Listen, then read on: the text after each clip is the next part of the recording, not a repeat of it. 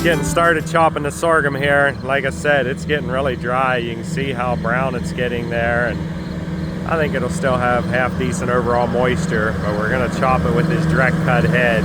It's a little shorter right here in the corner, but most of it's pretty serious stuff there.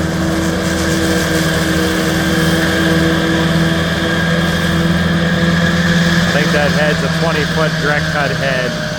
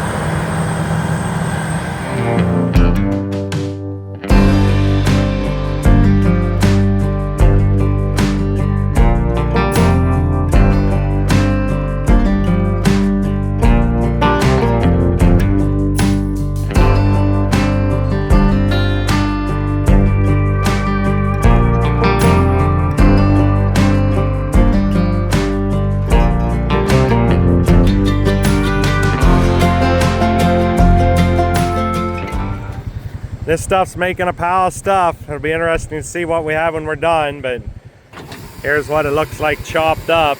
Looks like it ought to make pretty decent feed.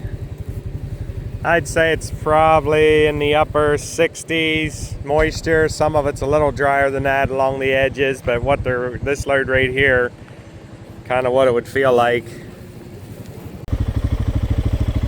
This here's our sudex that we planted after we took wheat off. Most of it looks pretty good. There's some that's a little shorter. This is BMR photosensitive sudex. In other words, it won't start heading out till the days get shorter in length. It should actually be pretty decent protein yet. We would have planted it, it's probably about 8 weeks ago now, give or take a little. Yeah, right here in this hollow, it's really tall. It's probably 6-7 foot tall there. Back over some of the ridges. So it's still got some pretty good height to it here. A lot of years we would mow this and then merge it, but this year with it getting dry, we're just direct cutting it. It's probably in the low 70s moisture wise, but we're layering it in the trench with that other sorghum that we have, so that way we can kind of mix it together, or it'll be mixed together as we feed the heifers. But yeah, pretty decent stuff overall. So we would not have, all we would have did was spread liquid manure on here and planted it. We didn't put any other fertilizer or spray it. So some of the cheapest feed you can grow. I'll just walk down in here. Actually, it's taller than what I was thinking. Yeah, it's up almost to the top of my head, so should make pretty decent tonnage.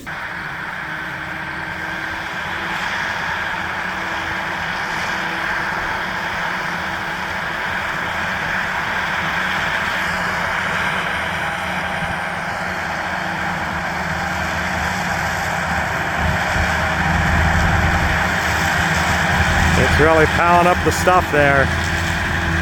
You can tell by the way it's blowing up out of the truck that it's not too wet.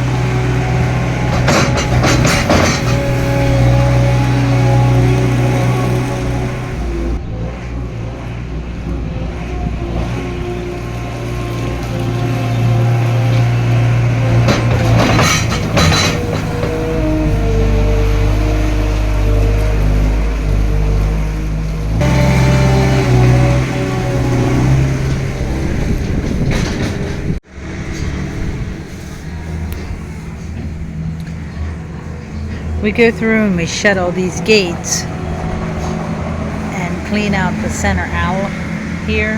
You can scrape it straight into the pit. But then each of the pens, we put them back in. If you can see, they're back in these pens. Or we shut the gates and then that lets the alley clear. And he put some sawdust in there and then he put some straw too. He'll come back with a fork and spread it all out, but right now they like to just, they kind of dig through it and kind of just mess through it. Each of the pens are doing that.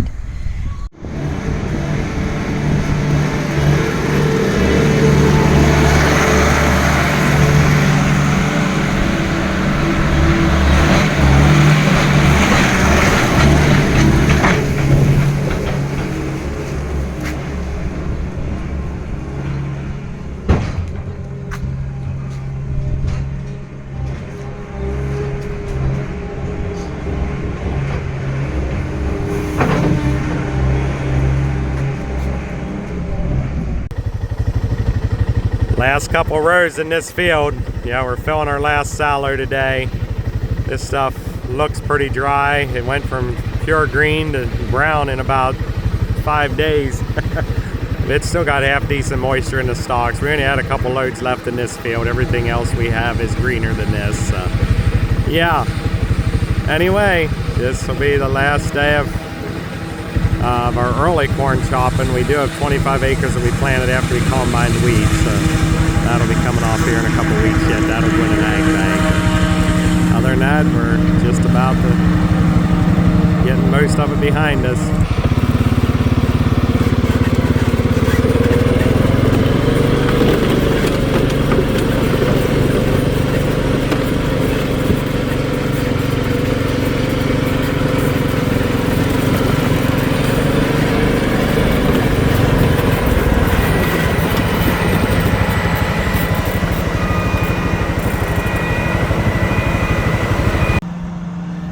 If you ever hear the statement, it's good to the last drop, here they come. This is the last in this field. We took a pile of stuff out of this field. It was 47 acres. The outside rounds were a different variety. That went for ear leach.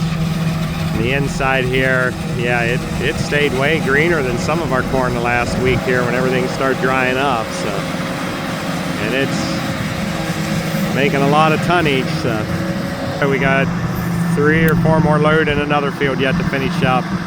And we're done for the day. We still have to cover our trench, and I guess we're gonna have to level the sallow off tonight yet too. We're leveling off our 24-foot sallow here tonight. Yeah, we filled the trench and just covered it, and we're leveling this off. We gotta put the unloader down. It didn't quite get full. We had about 30 feet left in it, but we put a little more out in the trench. We weren't sure how much it would hold. We didn't want to overfill it, so. But yeah, it's 88 feet high and there was 32 feet left in it, so we probably put another almost 35, almost 40 feet in it. So yeah, they're actually gonna do ear leach yet tonight. We're gonna top our harvestor off and then fill an ag bag here yet tonight. So they went back to, there's some ground we farm about 10 mile away, so they went back to start that, and we're gotta get her done. Yesterday we did all that chopping. Monday we did our fodder bales, and yesterday we did all that chopping, and today it's raining. This is a beautiful sight. We had, in the last 4 weeks, we had 3/10 that one evening. That was all the rain we've had, so it was getting very, very dry. So some of the hay ground and our late corn will sure like this. We have 25 acres of corn we planted after we took wheat off, so it definitely could use a good drink here again, but I don't know how much we'll get, but it is dumping down rain. Yeah, well, good afternoon. Today is Wednesday, September the 17th, I think it is. Yeah, today was kind of a slower day, thankfully. We had 2 really busy days, Monday and Tuesday, just go all day pretty much, but we're talking about a chance of showers here today, and yeah, they just, like, over the weekend there wasn't even any chance of rain, but I think it was Sunday afternoon they started talking about, or I say any chance of rain, like in about the 2-week forecast.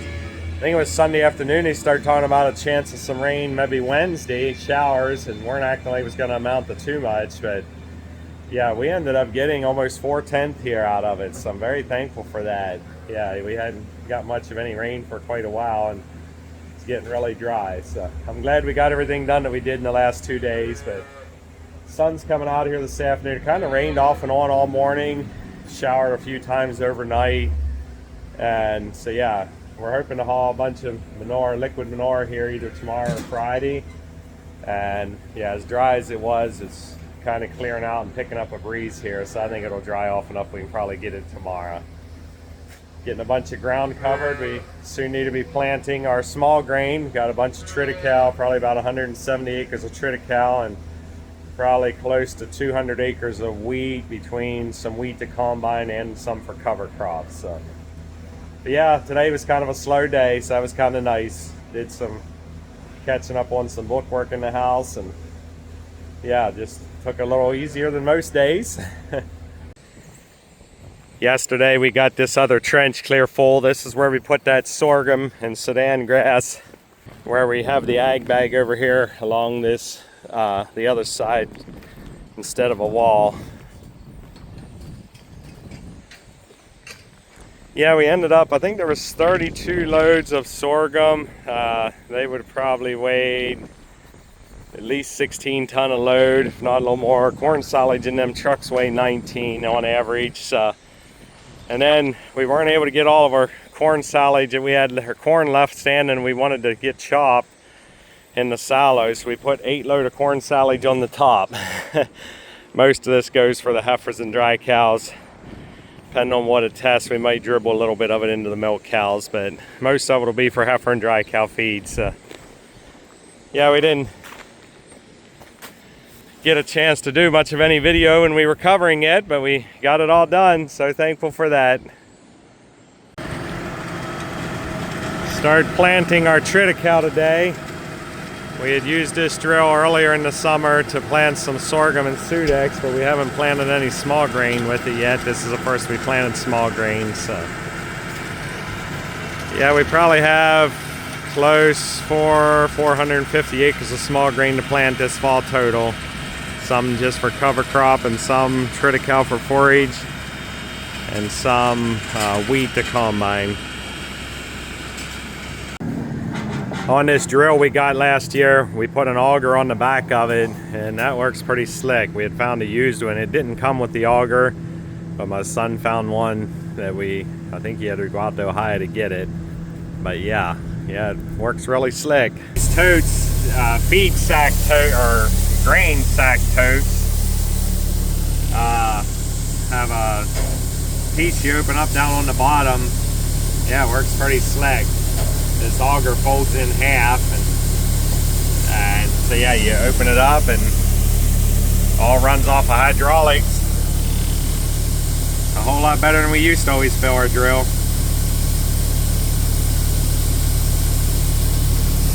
You can't see it going in the drill up there, but it drops right in. And then whenever you get it full, or when you're done with it, you just empty it out the best you can and swing it around and fold it in half, and away you go.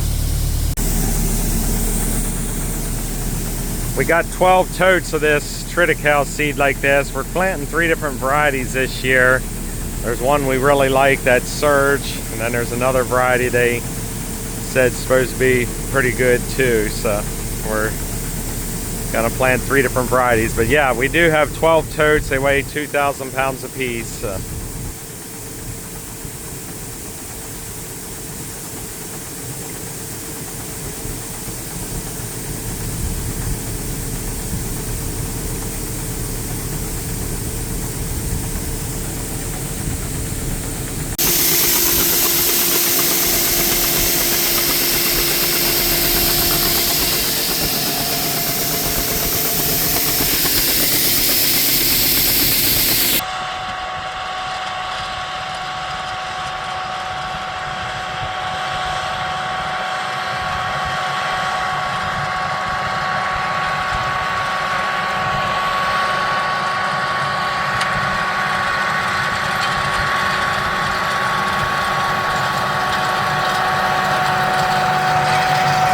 This field he's in planting right now is about 70 acres. He's got it probably over half done. I'm not sure if he's going to try to finish tonight or not.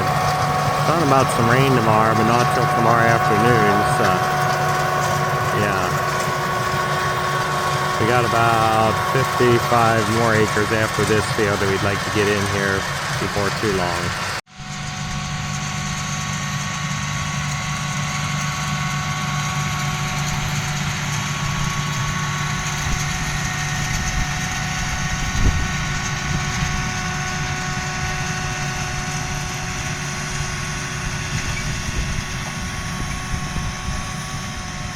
I'll have to show you my dahlia garden. We got flowers, so many different colors. They're all dahlias. Very pretty. And you can't even see the other row back there.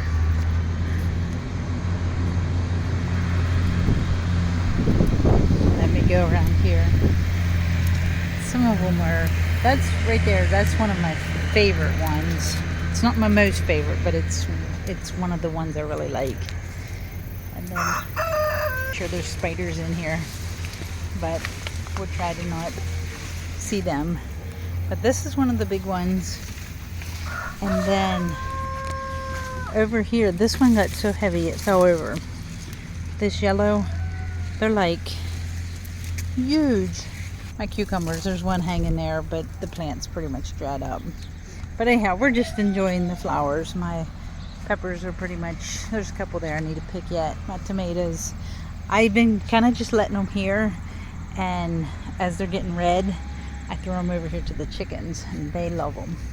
Oh, and this one here, this one just came out. This one is really pretty. Oh, we're just enjoying these flowers. And right here, there's bees. Bees will get on them, and there's a bunch of them here, or I can see them flying around. But they get on them, and as it gets cooler, the bees just sit in the flowers all night long. And there's two of them. Anyhow, I would just want to hang on to summer for quite a little while longer. And then my chickens are just right over here. So it's pretty handy. Anything out of the garden, I can just chuck right into my chickens. And they'll eat just about anything. Give my chickens these tomatoes, and they love eating them. They'll run around and eat them. I got my share of tomatoes already, but what's left is just kind of small little ones that I don't really need them anymore. So I figure I'll just let them enjoy them. This is our Billy. Friends of ours had borrowed him for a little while, and they brought him back a little while ago, or about a week ago. Anyhow, he's got one good looking beard on him. But he smells really bad, Arlen says. This is one time that back in 2020 I lost my taste and smell, and so this is one time that it's really nice to not be able to smell, because Arlen says he smells bad. So, but he's a really nice Billy. He doesn't like come after you. He almost stays away from you, which is kind of nice.